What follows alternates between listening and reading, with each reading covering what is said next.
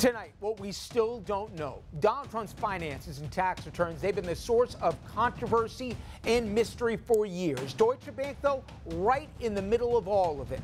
It lent Trump money when no other bank would touch him. The author of a new book with revelations about their tangled relationship, he'll join us for an inside look at what's going on.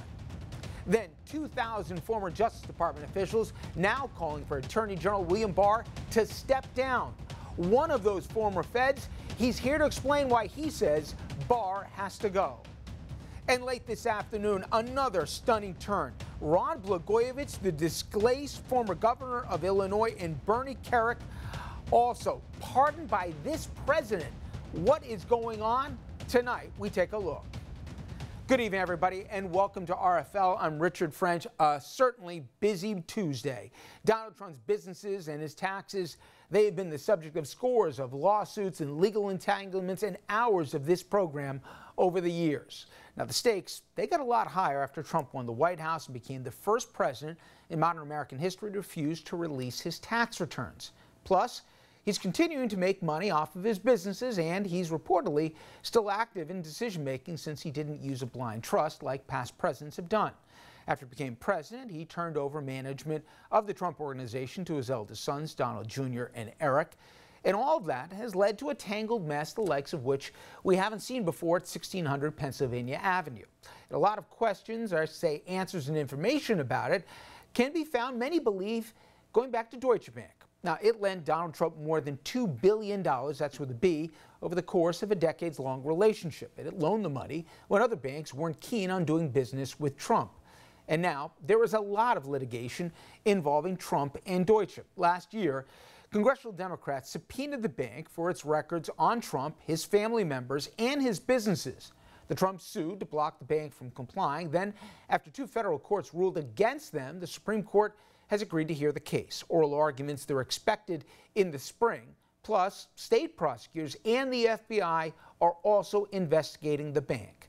A brand new book by the finance editor at the New York Times, it does a deep dive into the bank and its dealings with Donald Trump. It is called Dark Towers, Deutsche Bank, Donald Trump, and an epic trail of destruction.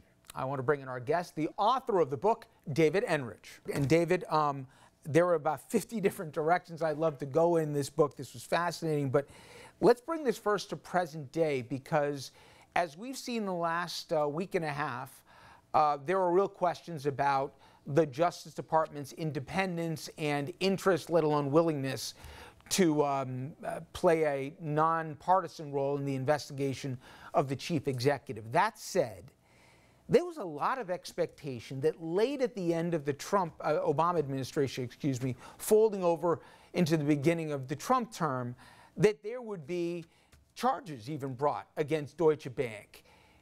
That was the end of 16, early 17, and we're still now in 2020 and nothing's happened. Are even you surprised, and those close to it, that nothing's ever happened to the bank to this point?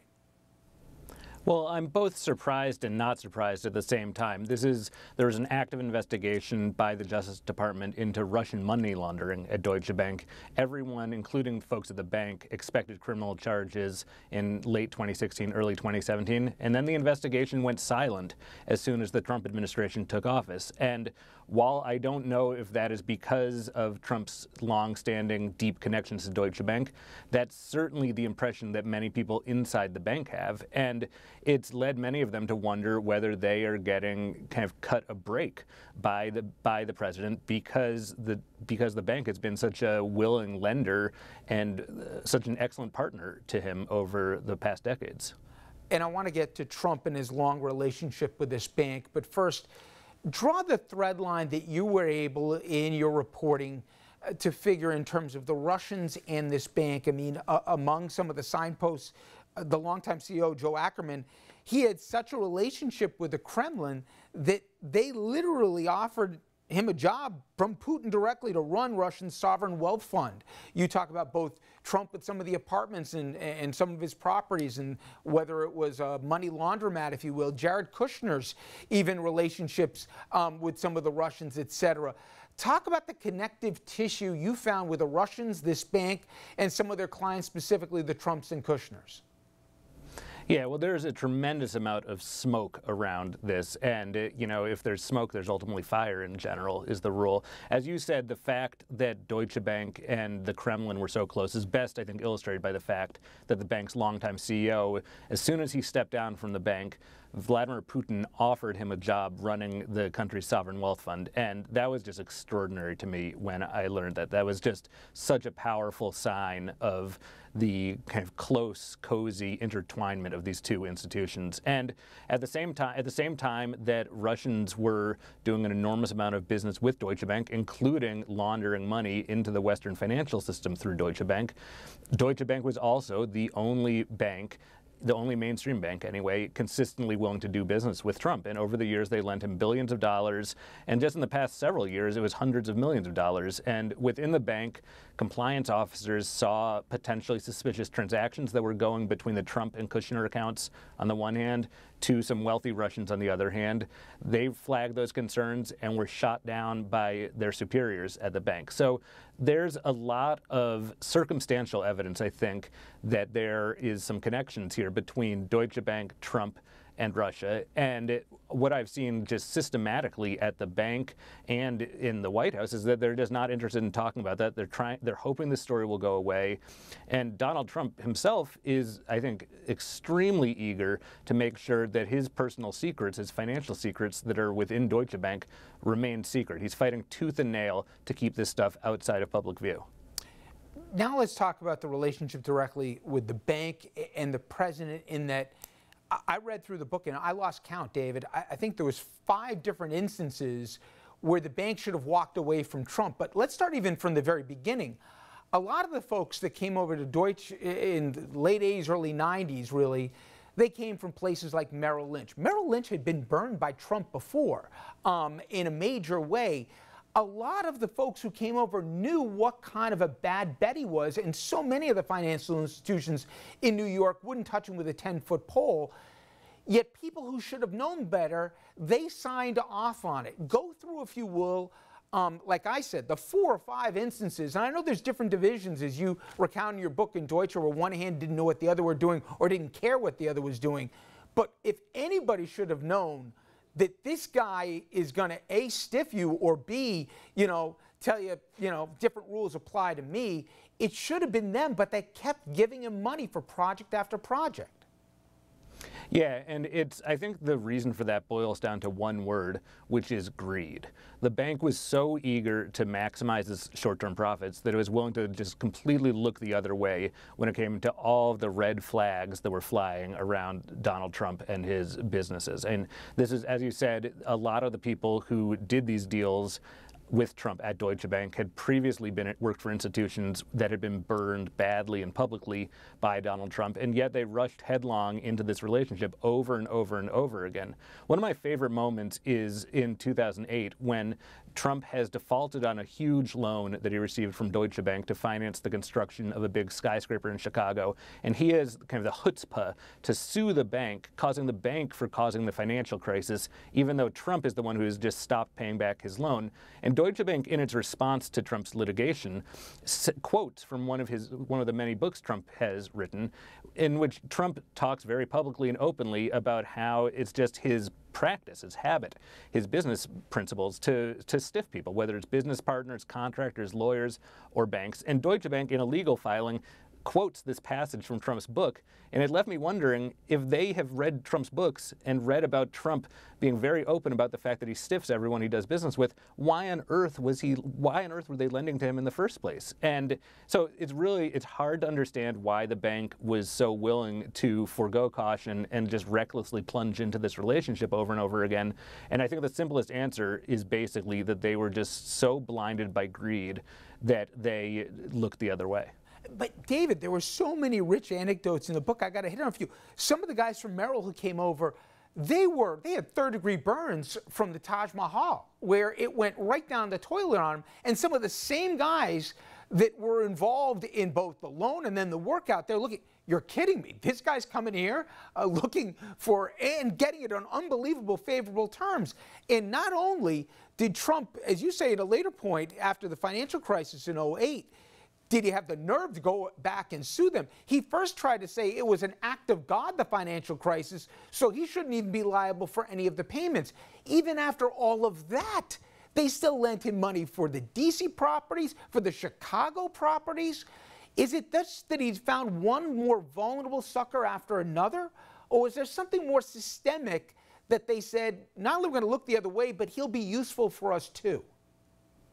Well, I think it's both, really. I mean, do not underestimate the power of ineptitude and dysfunction within an institution like Deutsche Bank. I think it's really important to keep that in mind. This is an organization that was basically everywhere you look, wherever there's a big financial scandal in the past decade or two, Deutsche Bank has been at or near the center of it. And that's not an accident. And I think the reason that they are at or near the center of all these scandals, the same lawless, reckless, amoral culture that caused that is also what caused the Trump relationship. They were so desperate for a foothold in the United States, so desperate to make as much money as possible, as quickly as possible, that they really did not care who they were doing business with, as long as there was the possibility of short-term profits. And it's the same phenomenon that led them to be Jeffrey Epstein's bank of choice for many years, up until after he was arrested and criminally charged this summer. And this is a bank, Epstein had been cut off from the mainstream banking system. He'd been kicked out of JP Morgan.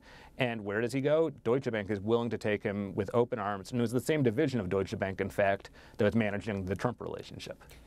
And to me, it wasn't just shocking that they kept lending him the money, but they twice, and maybe, David, it's more than that, but from my reading of the book, twice they sat down and went through his financials. And they said, well, he says he's claiming to be worth north of $3 billion.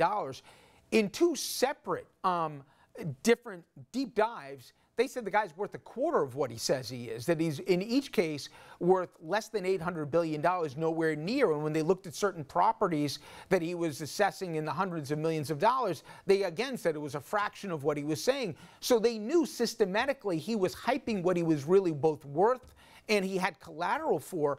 Again, in those circumstances, they kept lending him money, and they were lending him money. I love this one instance in the book where you talk about where he runs into the CEO, I guess, of the bank, and he said, what terms did they give you? Oh, less than 3%. I mean, if anything, they shouldn't trust the guy and charge him double-digit interest rates since no one would give him money but them.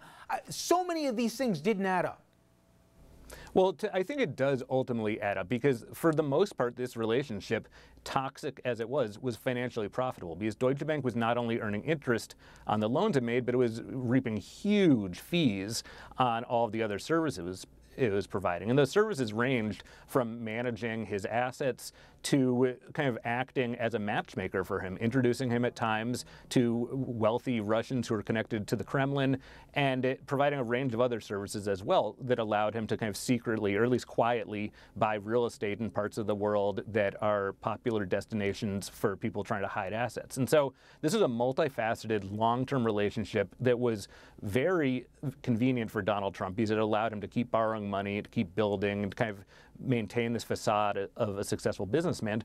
But it was also very profitable and, lucrative, both financially and, at least in the short term, reputationally for Deutsche Bank. And that all obviously changed when Trump became a candidate for president and then became president. Now it's a huge toxic mess for Deutsche Bank. But at the time, they really viewed this through a purely financial lens, I think, and were eager to make money off of it and didn't really care about the fact that they were doing a lot of business with someone who was untouchable to the mainstream banking world and had a well-deserved reputation for being a demagogue. That's something that scared away a lot of banks.